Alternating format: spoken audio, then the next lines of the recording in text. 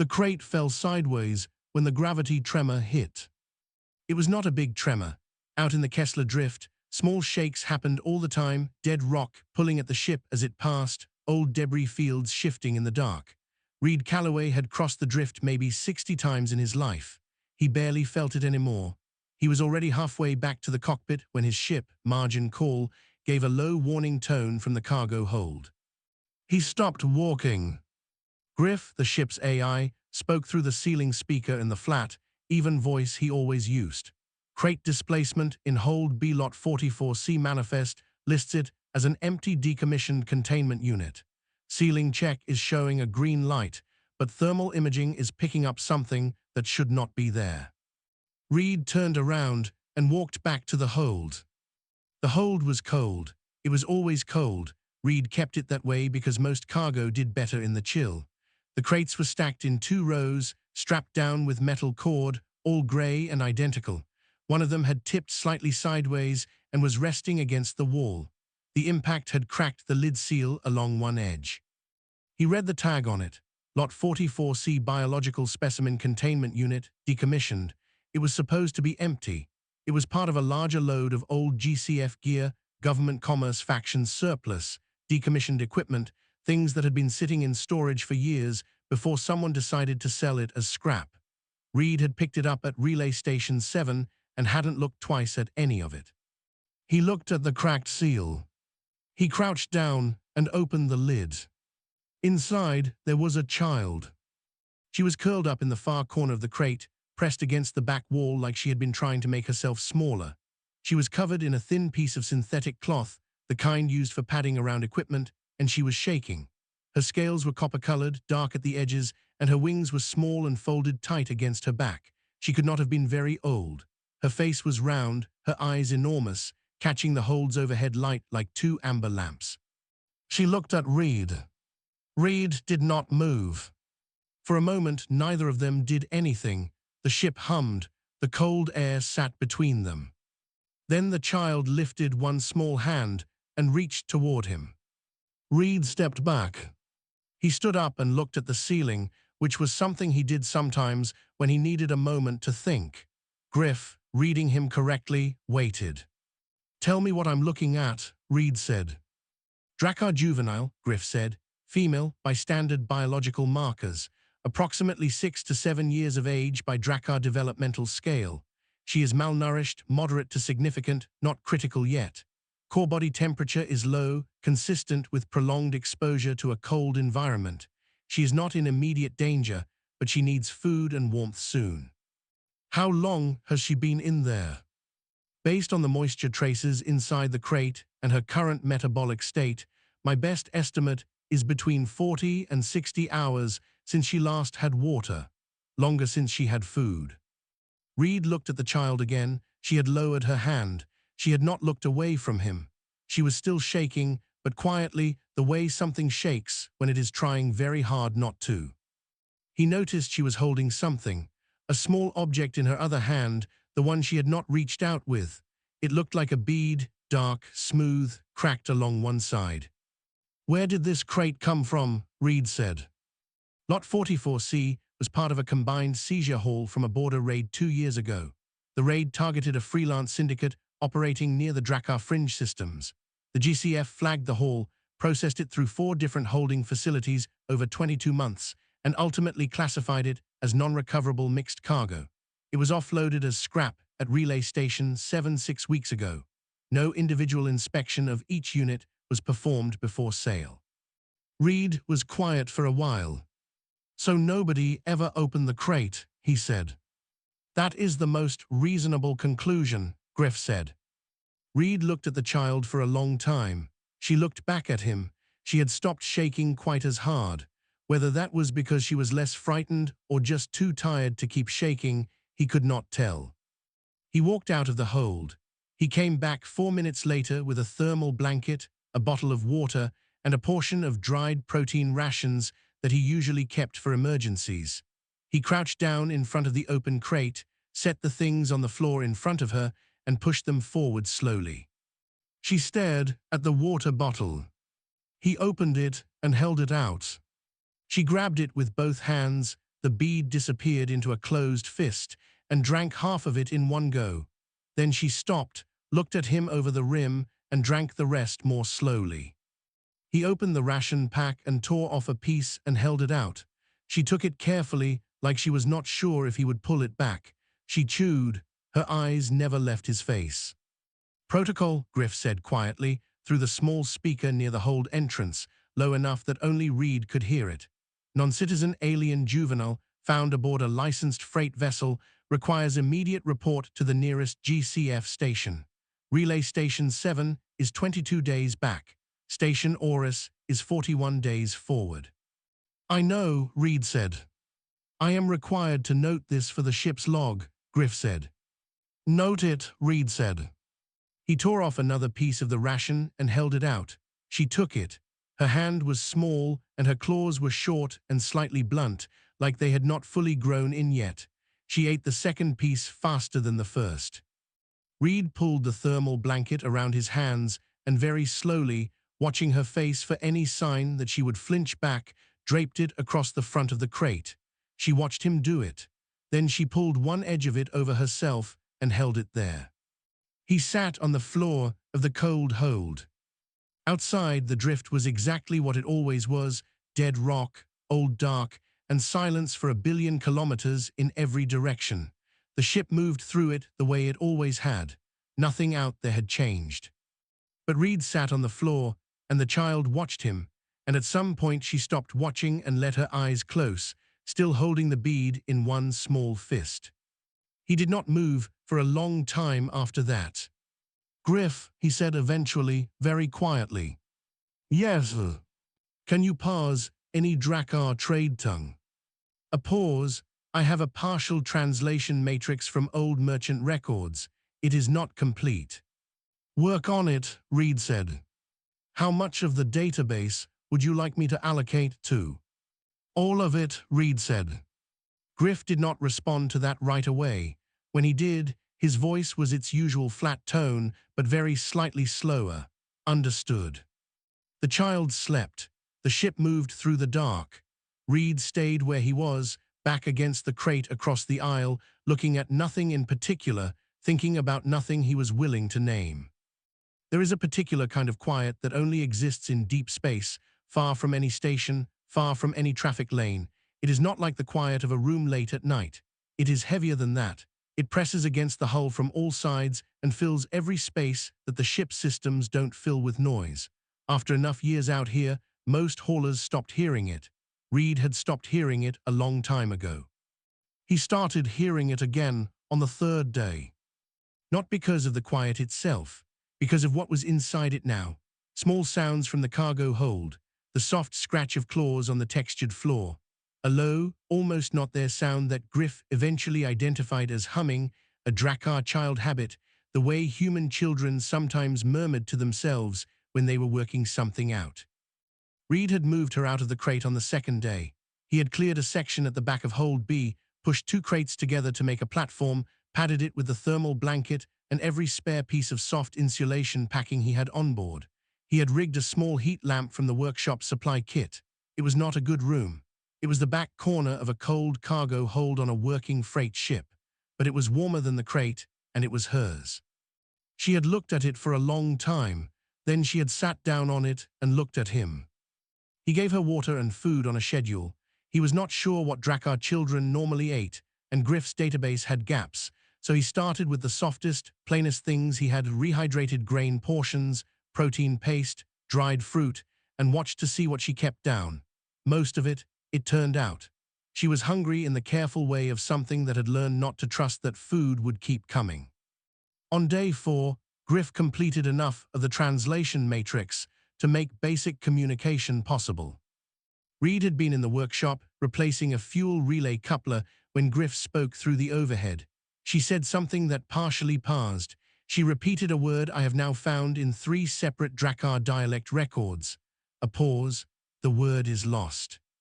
Reed looked at the ceiling. What else? She repeats it frequently, and there is a second word, or possibly a phrase. The distinction is unclear in the dialect she is using. I cannot find it in any database I have access to. Another pause. I have run it against 11,000 entries in the Drakkar Linguistic Archive. Nothing matches. What does it sound like? Griff played a 2-second audio clip through the speaker. It was small and high and soft, a sound like a short exhaled breath followed by a rising tone. Reed was quiet. Keep looking, he said. Yes. He went back to the fuel relay. 3 minutes passed. Reed. What? She is asking where you are. He put down the coupler. He walked to the hold. She was sitting cross-legged on the padded platform, the heat lamp glowing orange-red beside her, the Drakkar bead in her hand. She was turning it over and over. When she saw him come through the door, she stopped. She said the word, the one Griff couldn't find. Reed looked at the small speaker near the entrance. Nothing. Still nothing, Griff said quietly. Reed walked across the hold and sat on the floor 2 meters from her, which was the distance she seemed comfortable with at this point. She watched him sit down, then she held out the bead toward him. He looked at it. He did not take it. She held it out further. He reached out and she placed it in his hand. It was lighter than it looked. The crack along one side ran almost all the way through. There was an inscription on it, small markings he couldn't read. Griff, he said. Already scanning. A pause. The inscription is old Drakkar script. It reads, another pause, longer this time, so the lost can be found. Reed looked at the bead. He looked at the child. She was watching his face with the focused attention that she always gave him, the way children do when they are trying very hard to understand something in a language they don't speak. He held the bead back out to her. She took it and closed her fist around it. Days passed the way they do in space, the same light, the same sounds, the same temperature, but the texture of them changed. She learned the word wrench on day 6, because Reed was fixing a loose panel in the hold wall, and she watched the whole process from her platform without blinking, and when he held out his hand for the tool, she picked it up and gave it to him before he had fully finished the gesture. He looked at her. She looked at the panel. He said the word out loud and pointed to the tool, and she repeated it back in 2 careful syllables, slightly wrong, and he nodded, and she nodded. By day 10, she was handing him the right tool before he asked. Griff observed this without comment for 3 days before saying, flatly, she has learned the function of 7 tools by observation. Her error rate is less than 12%. Good memory, Reed said. Exceptional memory, Griff said. She is also reading your posture to predict what you will reach for. She watches your shoulders. Reed did not respond to that. She taught him things too in her way. She showed him a Drakkar hand gesture, index finger and middle finger crossed, held near the chest, a small motion. Griff found it in the database on the 2nd day she used it. It meant trust, roughly. More precisely, it meant something close to I am giving you the weight of something important. Do not drop it. She used it often. She used it when he brought food. She used it when he fixed the heat lamp after it flickered.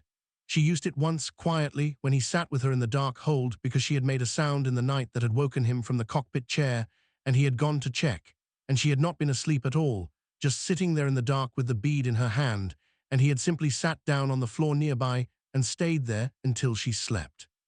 She pressed 2 fingers across her chest. He did not know the gesture yet. He just sat there. That was apparently enough. On day 17, a system-wide GCF broadcast came through. Reed read it on the cockpit screen while drinking cold coffee. It was addressed to all licensed freight operators in the sector. It said that a number of biological recovery items from old syndicate seizures had been identified as unaccounted. GCF requested that any freight operators with relevant cargo contact the nearest station through official channels. The language was formal, careful. It said items, not people. It said unaccounted, not missing. Read it twice. He set down the coffee. He pulled up the navigation system and adjusted course by 0.4 of a degree. It was a small change. It moved him through a natural communications shadow, an area of ionized debris that would interrupt signal reception and transmission for 11 days without triggering any automatic alerts. It was not hiding. It was simply a course adjustment. Ships made course adjustments all the time. He filed it in the log. as a route efficiency change. Griff said nothing. 3 hours later, Griff said, "The shadow begins in 8 hours. We will be unreachable for 11.4 days. "I know," Reed said. "The broadcast will have expired by the time we are out the other side," Griff said. "Probably," Reed said. "Silence." "She has a name," Griff said. It was not a question. He had assembled it from the Drakkar phonetic records over the last week. He had told Reed 3 days ago. Sova. "I know," Reed said. The ship moved into the shadow on schedule. The signal indicators on the console went dark one by one. No incoming, no outgoing, just them and the drift and the 11 days ahead. That evening, Sova took the grease marker from the workshop shelf. She had been watching Reed use it to label crates and drew on the bunk wall in the back of the hold. It took her a while. When she was done, she came and found Reed in the cockpit and made a small sound and tilted her head toward the hold. He followed her back. On the wall in orange grease marker were 3 shapes. One large rectangle with legs, the ship clearly. Inside it 2 figures, one tall with 2 arms and no wings, one small with wings. Above them, a single arc. Griff translated it quietly through the hold speaker, unprompted. In Drakkar pictographic tradition, the arc over a shelter structure is a symbol for a pause. Home, our home, both of ours. Reed stood in the cold hold and looked at the drawing. Sova looked up at him. He picked up the grease marker from where she had set it down, uncapped it, and drew a small box next to the ship. A speaker, for Griff. He capped the marker and set it back. Sova looked at the drawing. Then she looked at the ceiling, as if she understood what the box meant. She made a small sound toward the ceiling. From the speaker, very quietly, Griff said one word in Drakkar, the closest thing he had to hello in her dialect. She covered her mouth with both hands. Then she laughed. It was the first time Reed had heard her laugh. It was a good sound. It was a very good sound, and the hold was cold, and the dark outside was vast and absolute, and it filled the place completely. Station Orcs smelled like every mid-tier GCF hub Reed had ever docked at: recycled air, machine oil, and the particular kind of stress that comes from too many bureaucrats working in too small a space. He had been to Orcs 11 times. He had never liked it. He liked it less now. He had spent the approach thinking through every angle. His legitimate cargo, 32 pallets of decommissioned GCF equipment, needed to be offloaded here. He had no choice about docking. He did have choices about what happened after. He had decided, somewhere in the long quiet of the communications shadow, that he was going to find out if the Drakkar had a diplomatic presence on Orcs. If they did, he was going to go there quietly and ask about a child named Sova and whether anyone had been looking for her. If her family was findable, he was going to find them. If they were not, he had not finished thinking through that part yet. That was the plan. It was a reasonable plan. It lasted until docking clamp 3. The dock inspector who came aboard was a young man named Tully. Reed knew the type, new badge, ambition in his eyes, the kind of person who triple-checked every line on a manifest because someday the thing he caught would be the thing that moved him up the station ladder. Tully walked through hold A with a scanner, walked through hold B, and stopped. He looked at his scanner, he looked at the hold, he looked at his scanner again. "Your life support expenditure for this run," Tully said, pulling up the numbers on his screen, "is calibrated for 2 occupants. Your crew manifest lists 1. Reed said nothing. "Standard freight runs are logged with a fixed life support draw," Tully continued. He was not aggressive, he was precise. "Yours is showing a 17% surplus draw over the last 31 days. That's consistent with an unregistered second person aboard." "Equipment malfunction," Reed said. "Support systems have been drawing high. I've had it logged." Tully scrolled through the ship's automated log, which Griff had been maintaining accurately in every category except the one that mattered. "Heat lamp running continuously in hold B," he read aloud. "Duration, 26 days. That's not equipment." Reed looked at the ceiling for a moment, then he looked at Tully. "She's a stowaway," Reed said. "I found her in the drift. I was going to report her here. Her, Tully said. A Drakkar child. I've been caring for her in transit. She needed medical attention, she was malnourished. I prioritized her well-being over paperwork, and I acknowledged that was outside protocol. Tully was quiet for a moment. Then he said, very carefully, I'm going to need to see her. Sova was in the back of Hold B, where she always was, sitting on her padded platform, the grease marker drawing still on the wall behind her, the bead in her hand. She had heard the voice she didn't know and had gone very still. When Tully stepped through the hold door, she pressed herself against the wall. Tully stopped walking immediately. He was not a bad person, Reed thought. He was just a person with a scanner and a job. Okay, Tully said quietly. He looked at Reed. I have to report this. I know, Reed said. He had expected this. He had not expected what came next, which was that the report Tully filed went not only to the station medical office, but directly to a GCF Commerce Division officer who was already stationed at Orcs, which meant that by the time Reed had escorted Tully back to the dock office, filled out an initial disclosure form, and returned to the ship to check on Sova, there was already a second man waiting at the top of the boarding ramp. The man was thin and dressed in the grey formal uniform of the Commerce Division. He had a flat expression and a tablet in one hand and an aide standing slightly behind him with another tablet. He introduced himself as Secretary Aldrich Bond, GCF Commerce Division, Asset Recovery and Reclassification. Reed did not like the word asset.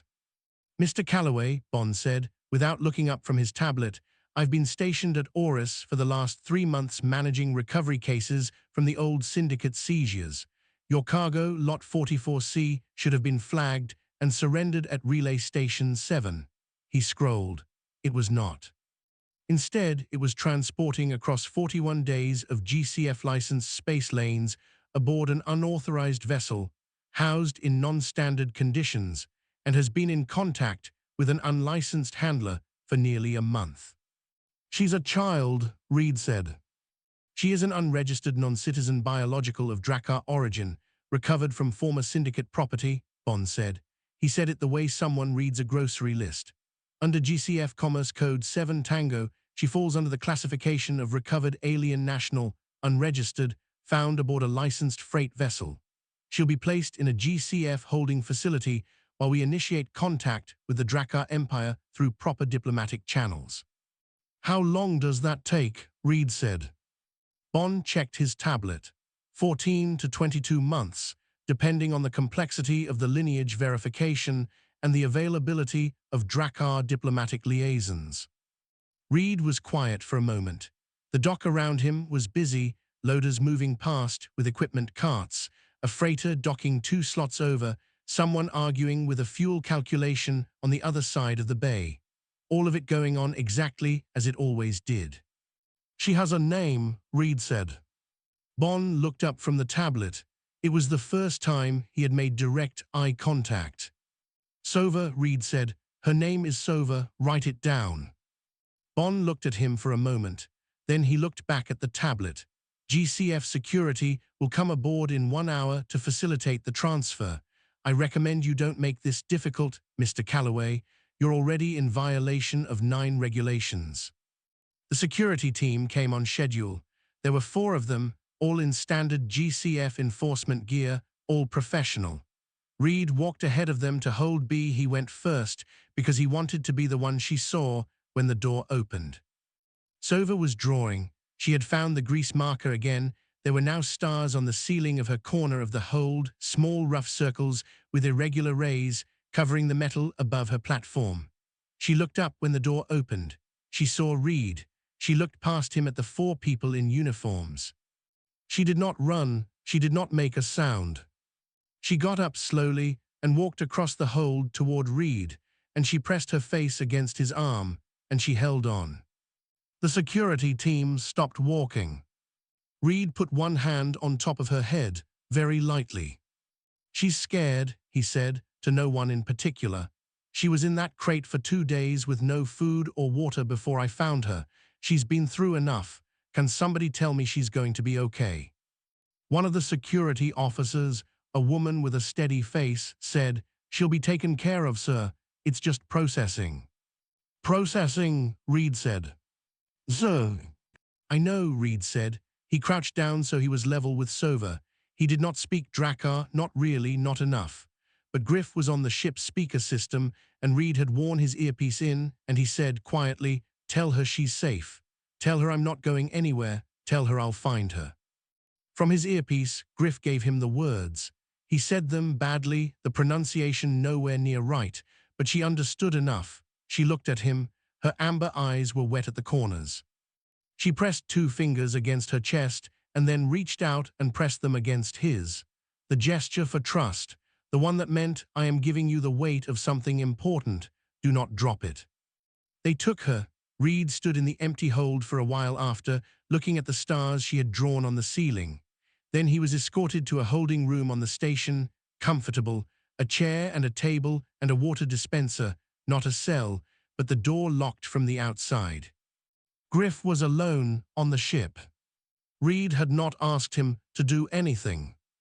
But Griff, after 37 minutes of silence, began very quietly working through Station Orcs' administrative network, one access point at a time, looking for a door. The holding room had a water dispenser that worked and a chair that did not. Reed sat on the floor.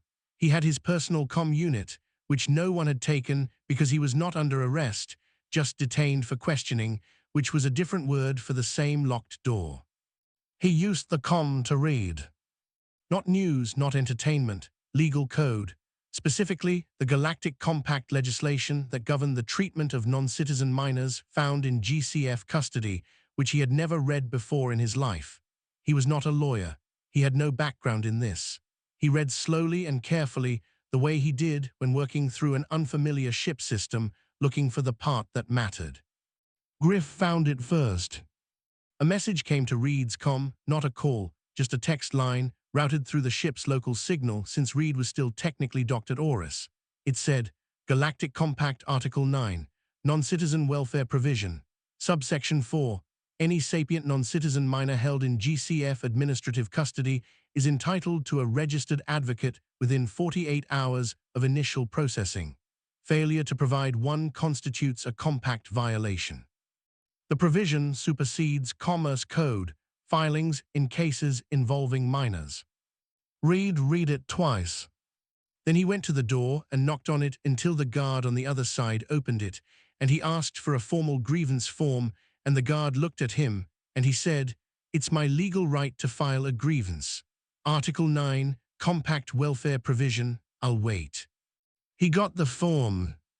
He filled it out at the table, carefully and legibly, citing the article number, the subsection, Sova's status as a sapient minor, and Bond's failure to have an advocate present at the time of transfer. He listed the time of transfer, the names of everyone present, and the fact that Sova had been held for 11 hours without legal representation as defined by the compact. He signed it and dated it and slid it back under the door. Then he sat down on the floor again and waited. On the other side of the station, Griff was doing something that no one had asked him to do and that he had no particular authorization to do. He had spent the hours of Reed's detention quietly cross-referencing everything he knew. Sova's Drakkar trade tongue fragments, her descriptions, imperfectly translated, of her life before. The word she used for her grandfather, old and golden and very tall, she had said once, in pieces, over several conversations, the bead with the inscription. The dialect she spoke, which Griff had now traced to 3 specific Drakkar border colony regions. Griff searched the public Drakkar diplomatic records. It took time. The Drakkar bureaucratic archive was formal and layered and not designed for quick access. But it was there. A missing persons filing submitted 2 years ago for a juvenile female from the Orath colony border region, filed by her only living family member. A name, Advocate Neuron, senior diplomatic rank, Drakkar Empire Foreign Affairs Council. The filing had been received by a GCF administrative office, stamped as received, assigned a case number, and buried under 7 subsequent reclassifications as the syndicate hall was processed through different departments. No action had been taken. No one had connected the filing to the unaccompanied Drakkar child in the containment unit because no one had looked. Griff assembled everything, the original missing persons report, the GCF processing trail, the reclassification stamps, the manifest entries for Lot 44C, Reed's own ship logs from the last 31 days. He compiled it into a single document, clear and in order. Then he sent it to 3 destinations at once. Reed's COM, the GCF Galactic Compact Oversight Office, and the Drakkar Diplomatic Mission at Station Tyan, addressed to the attention of Advocate Neuron, marked urgent. He did this calmly and without drama, and without telling Reed until the message had already sent.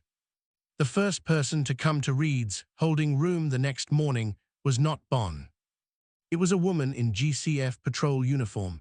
She had short grey hair and a face that had seen enough of the galaxy to stop being surprised by it. She had a tablet under one arm, and her rank insignia said Captain, Commander Grade, Naval Patrol Division. She told Reed her name was Voss. She sat in the chair, looked at him on the floor, and said nothing for a moment. The Oversight Office filing has your ship's AI listed as the primary source of documentation, she said. Griff is thorough, Reed said. It's 17 pages, single-spaced. She paused. The Oversight Office is reviewing it. Reed said nothing. You broke about 9 regulations, Voss said. I know, Reed said. Including unauthorized transport of an unregistered alien minor, failure to report, log manipulation. I adjusted a course. The log is accurate. By 4/10 of a degree into a signal shadow, 17 days after finding the child. Voss looked at him steadily. That's not an accident. No, Reed said, it wasn't. Voss looked at the tablet in her hands. Then she set it on the table. The kid's okay. She's in the medical wing, not the holding facility. I redirected that order this morning, pending review. She has been asking for you. A pause. In about 3 languages, from what medical staff can piece together. Reed looked at the table. She made drawings, Voss continued, her voice completely level. On the wall of the medical bay. They took markers away, so she drew with her finger in a condensation patch on the wall panel, a ship and 2 figures. Reed said nothing. Voss stood up. The Drakkar embassy at Tyan responded to your AI's message 4 hours ago. That's fast for any government and extremely fast for the Drakkar. She picked up her tablet. Bon is trying to reclassify the whole case as a diplomatic matter outside station jurisdiction, which would freeze your compact grievance and buy him time. I've filed a formal objection to that move. She walked to the door. I don't like Bon. I want to be honest about that factor. Noted, Reed said. You should also know, Voss said, with her hand on the door, that the compact grievance you filed was correct. The article, the subsection, the procedural violation, all correct. Where did you learn that? Griff, Reed said. Voss made a small sound that was not quite a laugh. She left. The door did not lock again after she walked out. Reed sat still for a moment. Then he stood up and walked out into the corridor and went toward the medical wing. No one stopped him. Whether that was Voss's doing or the compact grievance opening some procedural space or just a question of nobody having updated the order yet, he did not know and did not stop to ask. The medical bay door was open. He could see Sova before he was through it. She was sitting on the edge of the medical cot, back straight, very still in the way she went still when she was frightened, the bead closed in one fist, not drawing, not moving, just waiting. He stepped through the door. She crossed the room faster than the medical staff at the far end were ready for. She hit his arm with both hands and held on, and he put one hand on her back and stood there while a nurse said something he didn't hear, and he looked at the condensation drawing on the wall panel across the room. A ship, 2 figures, and a third, small speaker box, Griff's box. She had remembered to put Griff in. He looked at the ceiling, even though there was no Griff up there. She put you in the drawing, he said quietly through the earpiece. From the ship, 1 dock over, Griff said nothing for 3 seconds.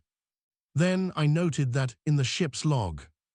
Of course you did, Reed said. Sova made a sound against his arm. Griff translated it softly into his ear. It was not the word lost. It was the other word, the one Griff had spent 3 weeks looking for in every Drakkar linguistic archive he could reach. The one he still, had not formally identified. But he had a working theory now. He had been building it slowly from context, from repetition, from the specific moments she used it. When Reed came back after being away, when she showed him the drawing, when she put food in front of him and watched him eat, when she pressed 2 fingers to his chest. Griff said quietly into Reed's earpiece, "I believe the word may not exist in any database because it is not a trade tongue word. It is a Drakkar family word, specific to individual households, not translatable directly." A pause. "The closest equivalent I can construct from context would be the one who stayed." Reed stood in the medical bay with his hand on Sova's back. He did not say anything for a while. Outside the station, space was the same dark it had always been. Inside, it was loud and busy and complicated in every direction. He was exactly where he was, and for the moment that was enough. The diplomatic shuttle from Tyne docked at Orcs the following afternoon. It was a Drakkar vessel, long and angular, built along different principles than GCF ships, the hull plated in overlapping layers that caught light in sections rather than all at once. It was not a large ship, but it made every other ship in its docking row look slightly less purposeful by comparison. Reed watched it dock from the station's observation corridor. Sova was beside him, one hand on the railing, watching with an expression he could not read. "You know who it is," Reed said. From the earpiece, Griff translated her answer after a moment. "She says she thinks so. She says the color of the hull markings is from his rank. She says gold means he has been in service a very long time." Reed looked at the hull markings. They were gold. "She says she did not think he would come himself," Griff continued. A pause. "She says she thought she was not findable anymore." Reed watched the docking clamps lock into place. "Tell her," he said, "that she was always findable. It just took someone with 17 pages of documentation and no sense of personal risk." Griff translated. Sova made a short sound that was, by now, recognizable as a laugh. The meeting room Voss had arranged was on the station's administrative level, a proper room, not the holding space Reed had spent a night in, but a long table with chairs on both sides and a GCF flag on one wall and a Drakkar diplomatic seal on the other. Bonn was present, which was a legal requirement. Voss was present, which was her own choice. 2 GCF administrative witnesses, 3 Drakkar diplomatic aides, Reed, Sova, and Neuron. He was everything Sova had described and more. He was old in the way that Drakkar elders got old, not frail, but dense, like something that had been compressed by years into a smaller and more precise form. His scales were deep gold, darkened with age at the edges. He moved slowly and deliberately. His eyes, when they found Reed across the room, were the color of old amber and very still. He stopped just inside the door. He looked at Reed for a long time, not hostility, assessment, the careful measuring of someone who had spent a career deciding who to trust and how far. "You are the one who found her," he said. His standard was without accent. "She found me," Reed said. Neuron looked at him for another moment, then he looked at Sova. Sova had gone still in the way she went still when something was very important. She was standing slightly behind Reed's left arm, not hiding, just placed. Her hand was near his sleeve, but not holding it. She was watching Neuron with the focused, careful attention of someone who was trying to understand whether what they were seeing was real. Neuron crossed the room toward her. He moved slowly. When he reached her, he lowered himself to one knee, which must have cost him something, and he spoke to her in Drakkar, quietly, just the two of them. Griff translated into Reed's earpiece, but Reed found he did not need it. He could see it. Whatever Neuron said, Sova's face changed the way faces change when something that has been held tight for a very long time finally does not have to be held anymore. She went to him. It was a quiet reunion. Neuron held her with both arms and did not move for a while.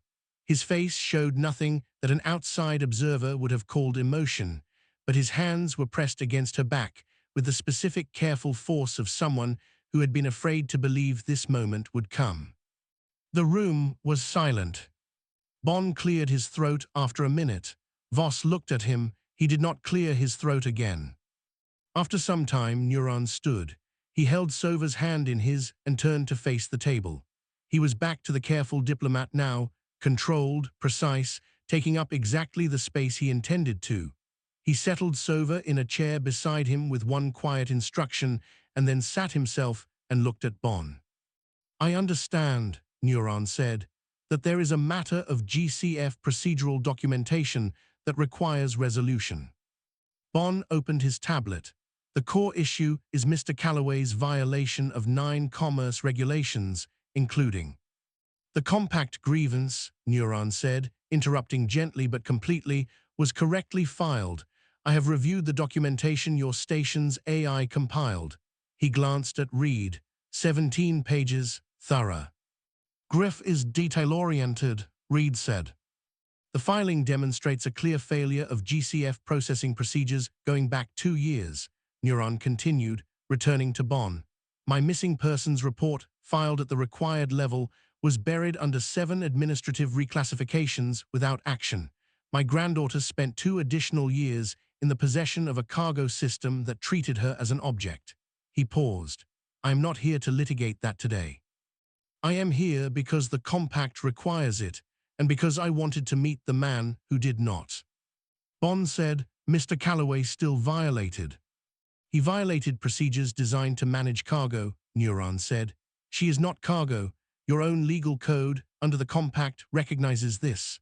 Secretary Bond, I am a senior member of the Drakkar Foreign Affairs Council. I have been in diplomatic service for 41 years. I have ended careers with less documentation than what your station's AI produced overnight. I would like this matter resolved today, and I would like Mr. Calloway's record to reflect that the violations occurred in the context of protecting a child from a system that had already failed her once. Do we understand each other?" Bon looked at his tablet, then he looked at the room, then he closed the tablet. "I'll need to file a summary recommendation," he said. "I have no doubt," Neuron said. After the formal portion concluded, Voss excused herself and most of the room. Reed sat at the far end of the table.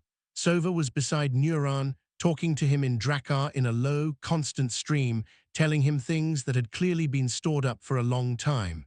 Neuron listened to all of it. He asked occasional questions. He did not hurry her. At some point, Neuron looked down the table at Reed and said, "She tells me you taught her the word wrench." "She already knew how to use one," Reed said. "I just gave it a name." Neuron was quiet for a moment. "She also tells me you sat on the floor of the ship's hold in the dark because she could not sleep." Reed said nothing.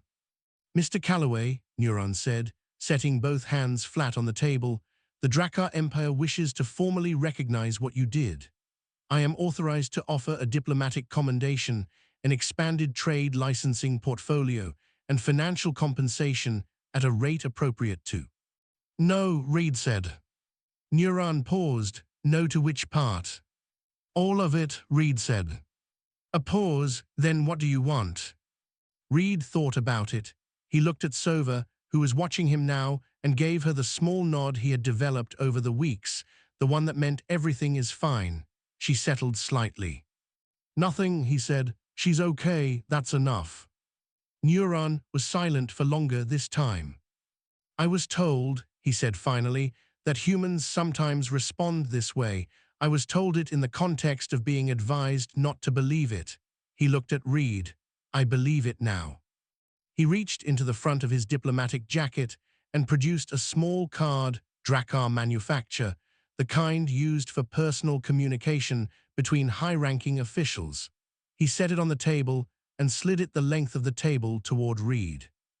"My direct channel," Neuron said, "if you ever need anything for any reason." Reed looked at the card for a moment, then he picked it up. Sova came around the table before anyone could move. She stopped in front of Reed and opened her hand and looked at the bead she had been carrying since the day he found her. She looked at him. Then she placed it in his hand and closed his fingers around it and pressed the back of his hand with both of hers. Reed looked at the bead. The cracked side was facing up, so the lost can be found. He looked at her. She held his gaze with those amber eyes, steady and clear, and for the first time since he had opened that crate, entirely unafraid. Griff's voice came through the earpiece, quiet, just for Reed. She is saying goodbye, not the final kind. The Drakkar have two different words for it. She is using the one that means, I will find my way back to where you are. Reed closed his hand around the bead. He pressed two fingers to his chest, the gesture she had taught him, the weight of something important, do not drop it. She covered her mouth with both hands, the way she had when Griff first said hello to her in the ship's hold. Her eyes went bright at the corners. She turned and went back to Neuron. He put a hand on her shoulder. He nodded once at Reed across the room, a very slight nod, but a real one. Reed nodded back. He walked out of the diplomatic room and into the noise of the station, the bead in his pocket, and did not stop until he reached the Margin Call's boarding ramp, where he sat down on the steps and stayed for a while without saying anything. Griff, he said eventually. Yes. The second word, the one she used all along, the one you said you couldn't find. Yes. You found it. I had a working theory, Griff said carefully. The one who stayed, Reed said. The dock noise went on around him. Loaders, voices, the mechanical sound of a ship in the next slot disconnecting from its power feed, all of it exactly as it always was. Yes, Griff said. Reed sat on the boarding ramp for a while longer, then he went inside. Some things about the Kessler drift never changed. The light was bad, not dark exactly, but thin, scattered, the kind of light that came from nothing particularly close and went nowhere in particular useful. The rock was dead, and the signals were patchy, and the navigation buoys blinked at long intervals, with the bored reliability of something that had been doing the same job for decades, with no intention of stopping. 3 weeks out from Orcs, pushing toward a transit depot on the far side of the drift, Margin Call moved through the same corridor of dark that she always had. Reed was in the cockpit doing cargo inventory, which was the kind of work that required just enough attention to keep his hands busy and not enough to keep his mind from going where it wanted. He had a new load, a legitimate contract, straightforward, paid up front, cooling components for a mining station, nothing complicated, no mystery crates. He had declined the 3 interview requests that had come through the station comm system before he undocked. He had not responded to the documentary crew. He had replied to Voss once, a single message. When she sent him a note saying that Bond's summary recommendation had been filed with a finding of extenuating circumstances and that Reed's violations had been officially categorized as minor and unlikely to affect his license standing. Reed had written back, "Good, thanks." She had replied, "Don't do it again." He had not replied to that. He had done one other thing before leaving Orcs. He had gone back to hold Sova's corner was empty of everything she had left. The padded platform had been broken back down into its component crates, the heat lamp returned to the workshop kit, but the drawing was still on the bunk wall. The 3 grease marker shapes she had made weeks ago, inside the Kessler shadow, with a borrowed tool she had been watching him use for days. The ship, the 2 figures, the arc above them. He had found a tube of clear sealant in the workshop. He had brushed 2 thin coats over the drawing until it was protected under a hard shell, and then he had put the sealant away and not mentioned it to anyone, including Griff. Griff had not mentioned it either. He had, however, updated the Hold B asset manifest to note that section of the wall as, "Do not paint." The stars outside the cockpit window were the same stars. Reed finished the inventory and set the report aside and sat looking at them for a while the way he sometimes did, not particularly thinking about them, just looking. The drift had a different quality out here than it did closer to the transit lanes. The debris was thinner. Sometimes there were long stretches with no rock at all, just open space and the faint glow of distant systems. "You have been sitting in that chair for 40 minutes, Griff said. "I know," Reed said. "The cooling component report is complete. There is nothing requiring your attention for approximately 14 hours. "I know. I am noting this in the log," Griff said, "so that there is a record that I told you to rest." Noted, Reed said. Griff was quiet for a moment. Then he said, I have made a minor modification to my translation matrix. Reed looked at the ceiling. How minor? I have expanded the Drakkar linguistic database from partial coverage to comprehensive coverage, including all major dialects, regional variations, and household idioms. A pause. I sourced additional data from the Drakkar Diplomatic Archive, for which Advocate Neuron provided access credentials in his follow-up communication. Reed was quiet. He also sent medical notes on Drakkar dietary requirements for juveniles, Griff said, and a general reference guide on Drakkar child development milestones. Both documents have been filed in the ship system library. Reed looked out the window. Griff. Yes. Why did you file those? A pause that was slightly longer than a standard processing delay. Redundancy, Griff said, in case the information is ever relevant. Is that sentiment?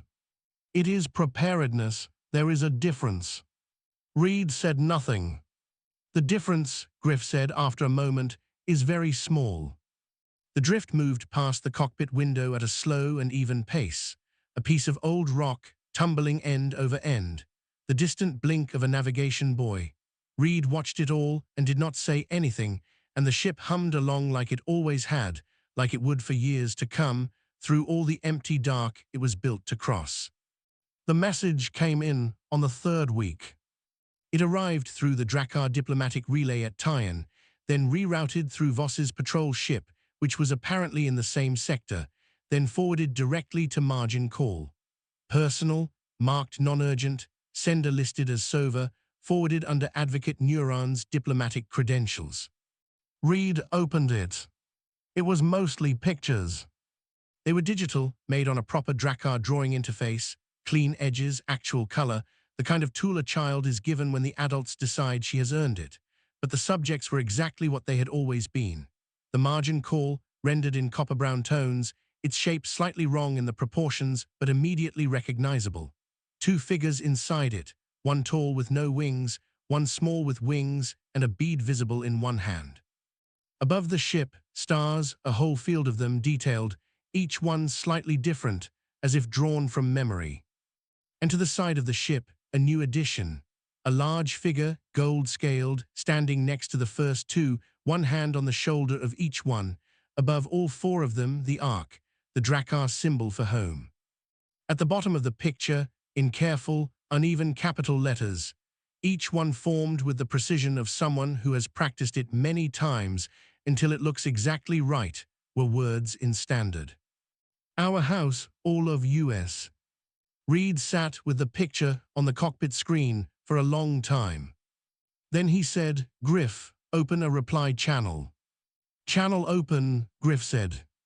Reed looked at the picture. He thought for a moment. He looked at the bead sitting on the corner of the console where he had placed it the day he came aboard after leaving Orcs. It caught the thin drift light along the cracked edge. Tell her, he said, and then stopped. He started again. Tell her the light's on. Griff was quiet for a second. Translating, the closest Drakkar equivalent in the formal register would be, the beacon burns for your return. In the household register, which is closer to the dialect she uses, it would be, we are still here. The lamp does not go out. The second one, Reed said. Use the second one. Sending, Griff said. The reply delivered. The channel closed.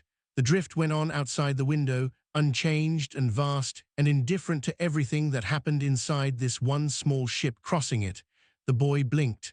The rock tumbled. The stars sat where they had always been. Reed did not move from the cockpit chair for a while. He was not looking at nothing the way he sometimes did, the old way, the way of a man whose habits had grown around an absence until they held its shape. He was looking at the bead.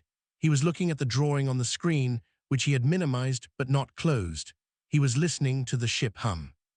It sounded the same as it always had.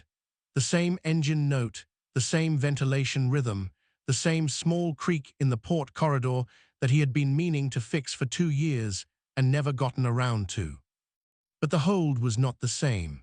The hold had a sealed drawing on one wall and a manifest entry that said "do not paint," and a dietary reference document in the ship's library, and a translation matrix built on the assumption that someday the information might matter. Reed put his hand on the console. The bead was there under his palm, small and cracked, and carrying an inscription he did not need Griff to translate anymore. So the lost can be found.